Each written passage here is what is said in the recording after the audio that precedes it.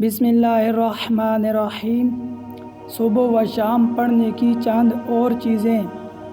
حضرت عثمان غنی رضی اللہ تعالی عنہ فرماتے ہیں کہ رسول اللہ صلی اللہ علیہ وسلم نے فرمایا کہ جو بندہ ہر صبح و شام کو 3 مرتبہ یہ کلمات پڑھ لیا کرے تو اسے کوئی چیز نقصان نہ پہنچائے گی۔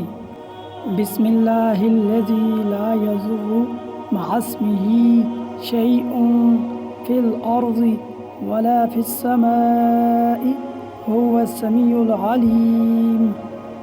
اللہ کے نام سے ہم نے صبح کی یا شام جس کے نام کے ساتھ آسمان یا زمین میں کوئی چیز نقصان نہیں دے سکتی اور وہ سننے والا جاننے والا ہے۔ اللہ تعالی عمل کرنے کی توفیق عطا فرمائے۔ وما علینا